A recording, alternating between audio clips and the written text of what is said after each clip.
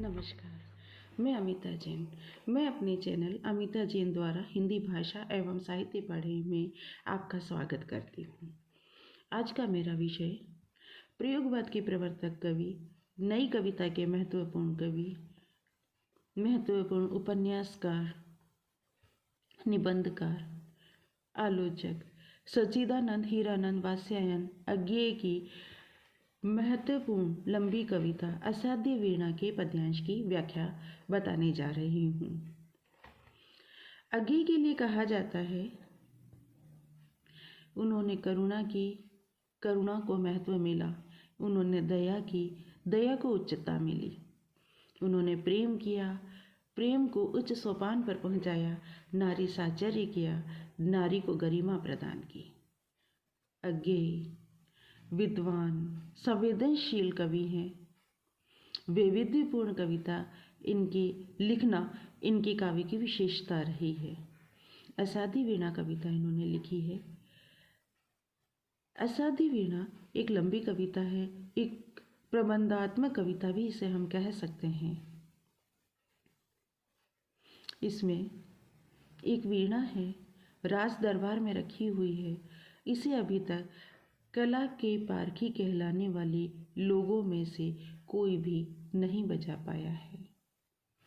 एक साधक राज दरबार में आते हैं और यहाँ राज दरबार में उनका सम्मान होता है।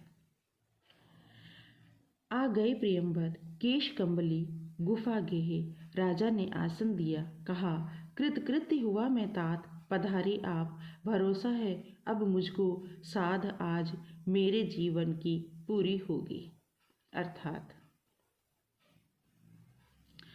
कंबल जैसे केश वाले, गुफा को घर के रूप में प्रयोग करने वाले, गुफा में रहने वाले, या जिनका घर ही गुफा में है या गुफा ही जिनका घर है, में रहने वाले प्रियंवद राजा के दरबार में आए हैं। राजा उनसे बहुत प्रभावित हैं, उनके महत्व को जानते हैं, ज्ञान के पारखी हैं, जोहरी हैं। उनका सम्मान करते हुए कहते हैं कि हे बड़े भाई के समान प्रियंवद, मैं कृतकृत्य अर्थात धन्य हुआ कि आप मेरे दरबार में पधारे हैं, आप मेरे यहाँ आए हैं। आज मुझे विश्वास हो गया है, आज मुझे भरोसा हो गया है कि मेरे जीवन की इच्छा, मेरे जीवन की साध आज आपके द्वारा पूरी होगी, ऐसा मुझे विश्वास हो गया है।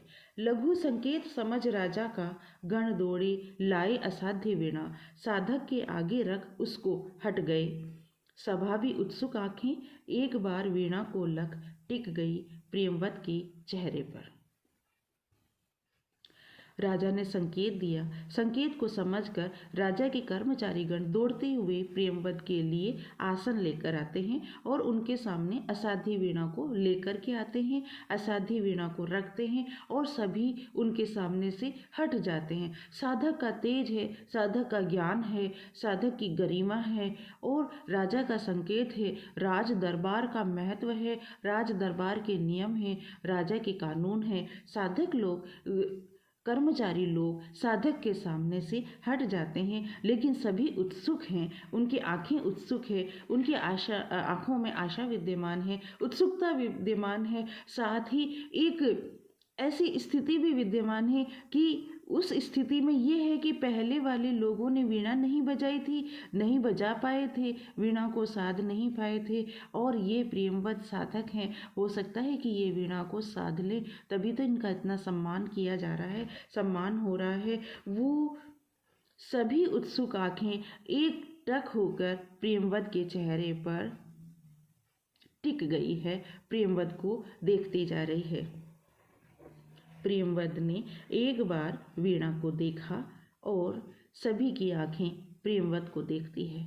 यह वीणा उत्तराखंड के गिरी प्रांतर से घने वनों में जहाँ तपस्या करते थे व्रतचारी बहुत समय पहले आई थी। पूरा तो इतिहास न जान सके हम, किंतु सुना है वज्र कीर्ति ने मंत्रपूत जिस अति प्राचीन किरीट तरु से इसे गढ़ा था, उनके कानों में हिमशिखर रहस्य कहा करते थे। कंधों पर बादल सोते थे, उसकी करी शुंडों से डाली हिमवर्षा से पूरे वन यूथों का कर लेती थी परित्राण। कोटर में भालू बसते थे, कहरी उसके वलकल से वस्त्र कंधे खुजलाने आते थे। राजा वीणा के निर्माण के बारे में प्रीमवत को बताते हैं। वो कहते हैं, यह वीणा उत्तराखंड के गिरी प्रांतर से घने वनों में जहाँ तपस्या करते थे व्रतचारी, यह वीणा उत्तराखंड के गिरी प्रांतर से, अभी राजा ने ये नहीं कहा है कि वहाँ से आई है, उन्होंने ये कहा है कि घने वनों में जहाँ तपस्या करते हैं व्रतचारी, व्रत को धारण करने वाले, प्रतिज्ञा को धारण करने वाले, प्रतिज्ञा के साथ में, अपने नियम के साथ में तपस्या करते हैं, उस वन से, उस प्रांत से, उस प्रांत के वन से यह वीणा बहुत समय पहले मेरे दरबार में, मेरे पास में आई थी। पूरा तो इतिहास मैं इस वीणा का नहीं जानता हूँ, हम कोई भी नहीं जान पाए हैं, किंतु मैंने सुना है कि वज्र कीर्ति नाम के जिस साधक ने मंत्रों से पवित्र करके इस वीणा का निर्माण किया था, इस वीणा को बनाया था और इस वीणा को मंत्रों से पवित्र किया था, अति प्राचीन किरीट तरु से इसे गढ़ा था। बहुत प्राचीन किरीट वृक्ष से इस वीणा का निर्माण किया था। वो वृक्ष की महिमा बहुत अपरंपार है।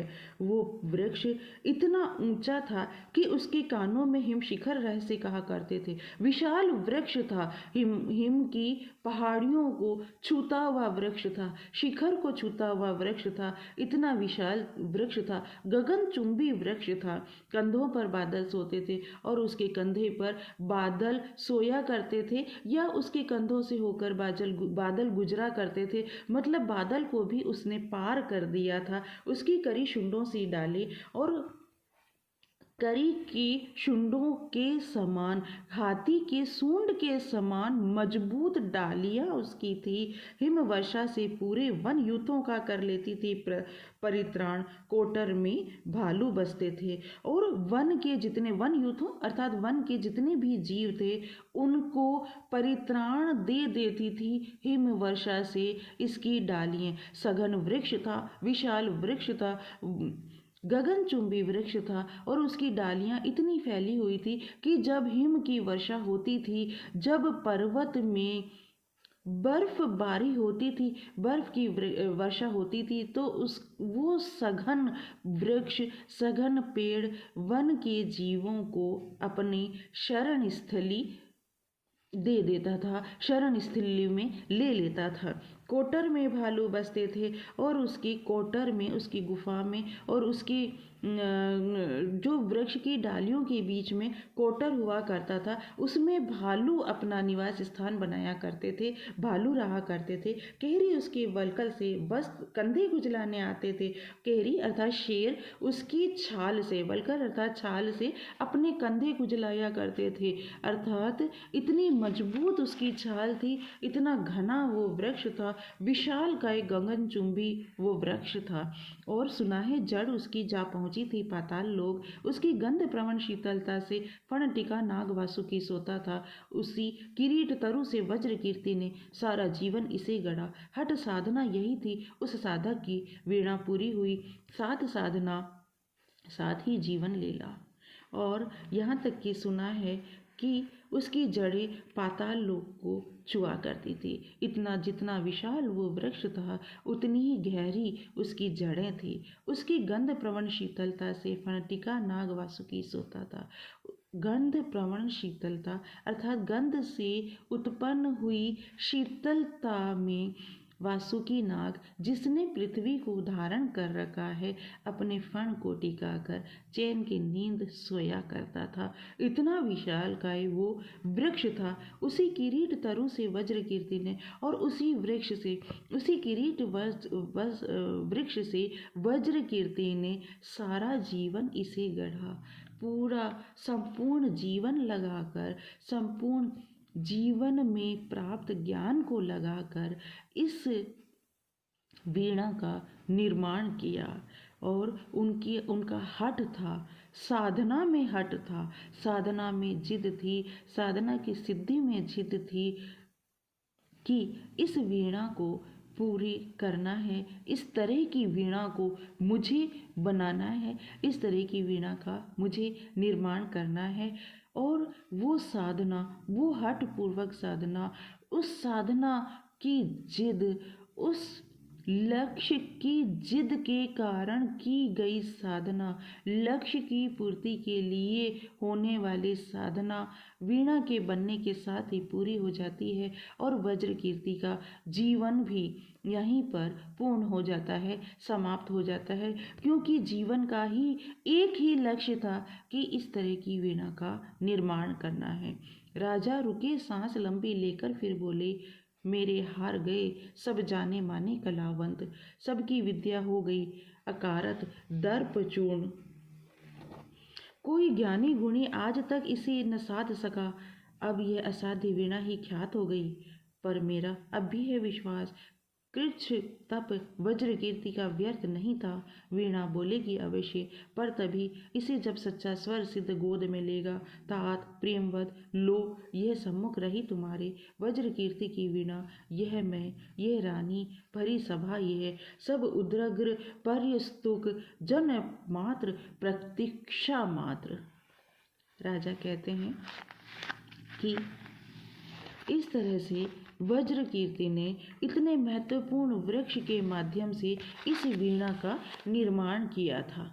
और इस निर्माण के साथ ही वज्रकीर्ति का भी लक्ष्य पूरा हो जाता है, साधना भी पूरी हो जाती है और उनका जीवन, उनकी यह लीला भी समाप्त हो जाती है।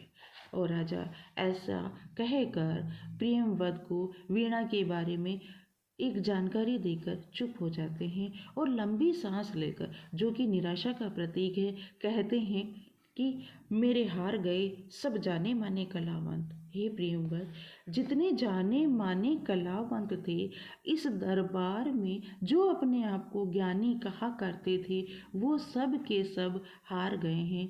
वो वीणा को नहीं साध पाए हैं, वीणा को नहीं बजा पाए हैं, वीणा में से स्वर को नहीं खींच पाए हैं, नहीं ला पाए हैं।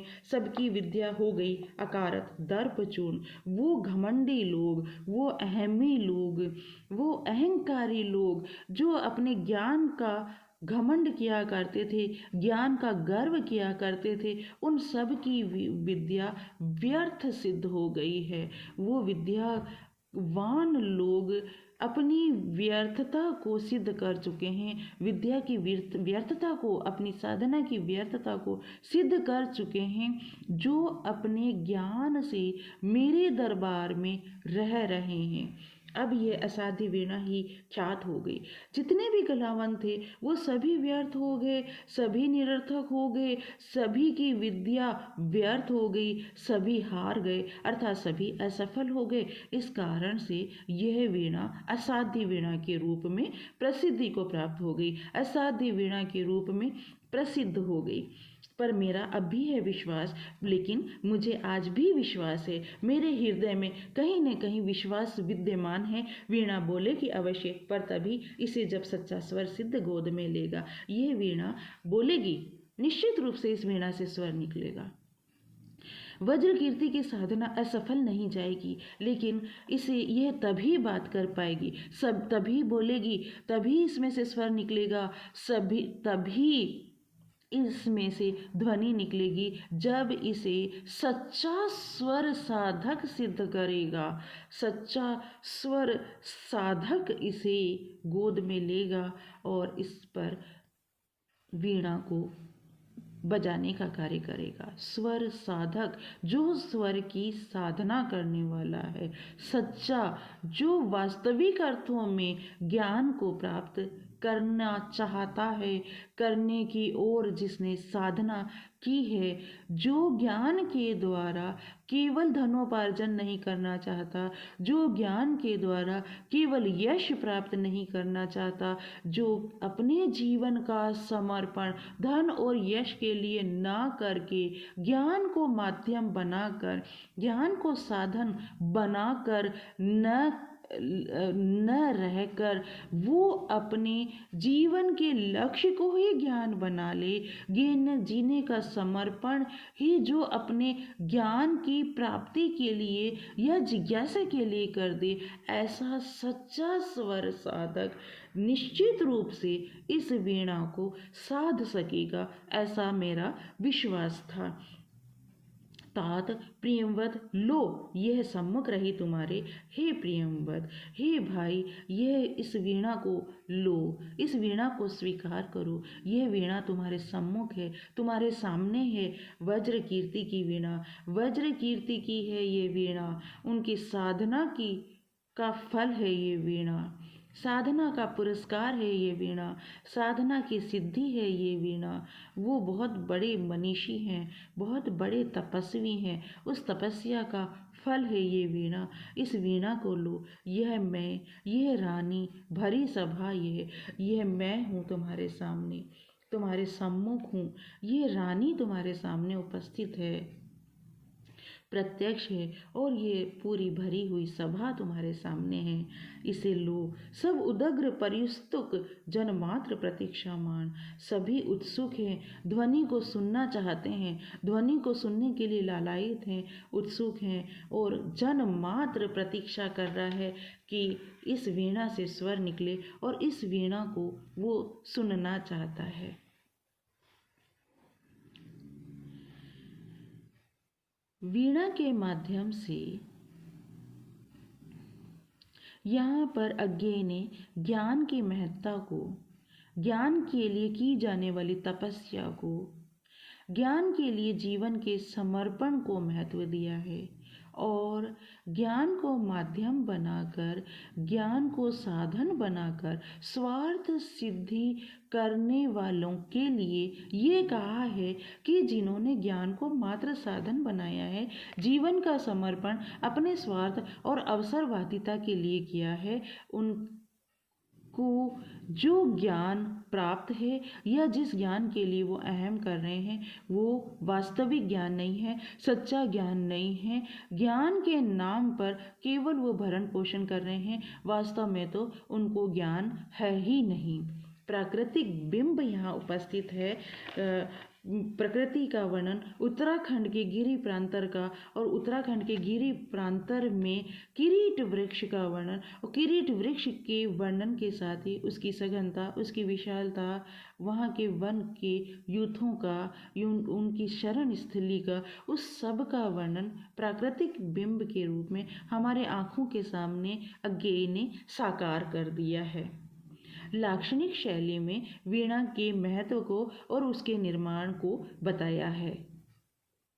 साधना से ही ज्ञान को प्राप्त किया जाता है। तपस्या का महत्वपूर्ण स्थान है जीवन में, और किसी एक लक्ष्य को प्राप्त करने के लिए जीवन इतना छोटा है कि पूरा ही समर्पण करना होता है। थोड़ा सा ज्ञान प्राप्त कर लेने से या थोड़ा सा पढ़ लिख लेने से वो ज्ञानी नहीं होता, वो स्वार्थ सिद्धि ही कर पाता है। इस बात को अज्ञेय ने इस काव्य के माध्यम से या इस पद्यांश के माध्यम से बताया है, और यह भी बताया है कि ज्ञान के द्वारा या समर्पण के द्वारा या तपस्या के द्वारा जो सिद्धि प्राप्त होती है, वो सिद्धि लोक कल्याणकारी होती है। धन्यवाद।